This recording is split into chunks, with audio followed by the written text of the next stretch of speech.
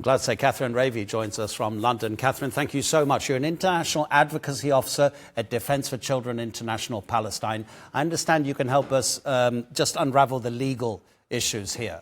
What are international waters exactly? Under international, the law of the sea, and the high seas are essentially most of what the globe is made up of. Then there is the EEZ, which is sort of the economic commerce zone close to the shores.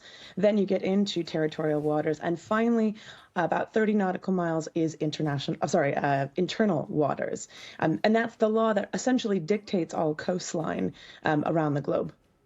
Okay, so when the first vessels were boarded, they said they were about 130 kilometers away from Gaza. To translate nautical miles into kilometers, 22 kilometers is what you're saying is a country's exclusive zone where it has complete sovereignty. So this was in international waters. What possible legal justification can there be from Israel's side? I mean, as we have seen, Israel is very much not concerned with any form of legality for their actions. Israel has stated that the flotilla is invading a legal naval blockade. Obviously, Israel has conducted a blockade on Gaza's waters since 2007, but obviously most recently that blockade has prohibited all forms of aid from reaching Gaza. And as starvation is afflicting the area and of course its people, this essentially creates this blockade, as it designates it as an illegal act. Blockades are not meant to ensure that starvation or ensure that starvation is not happening to its citizens, and indeed to prevent aid from reaching it. So Israel really has no legal standing here.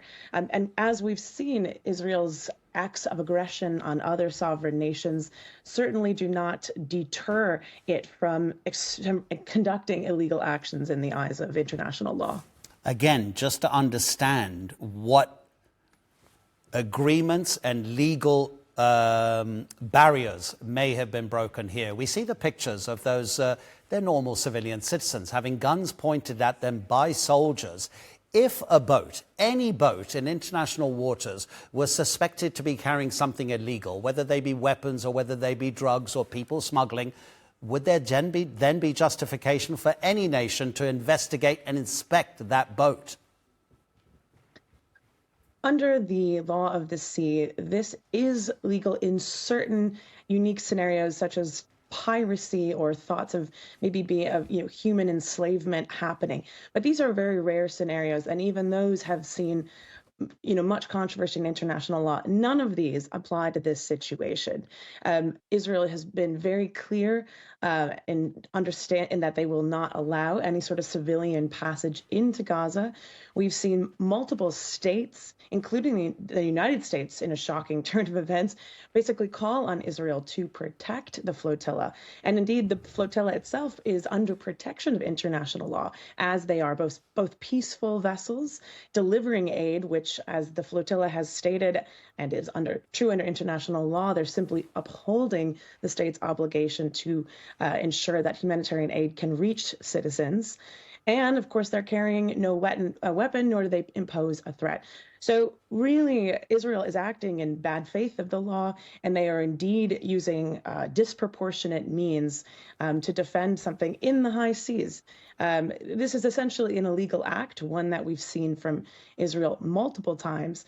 What now stands to be seen is if states will intervene and use other diplomatic and economic means to combat this illegal action. That's really interesting, Kathryn. You're saying political or economic means. Does that mean if a country, there were Colombians on board, there have been British on board, we know that Greta Thunberg, the Swede is on board, Spaniards, Italians. If any of those governments were to take out legal action against the Israeli state, would that have any effect in the international arena? Is that why you're saying that actually possibly the politics and the economics are more important? Absolutely. I think we have, over the course of the last almost 2 years now, seen Israel blatantly violate international law, even just basic tenets. And we've seen states largely really not respond to this.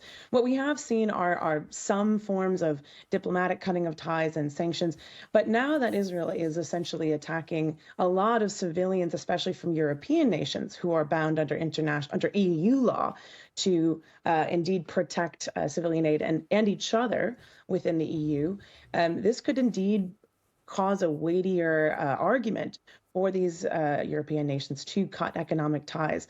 I think personally, using economic weapons, if you like, against Israel is much more effective, as we've seen anything on the political sphere basically go unheard by Israel, and of course being backed by the US as well.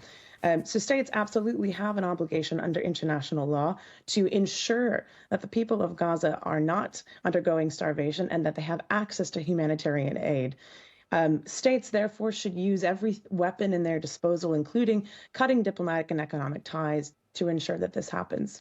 Kathryn, thank you so much for your time. We really needed your expertise to understand some of these critical issues. Thanks so much. Thank you very much.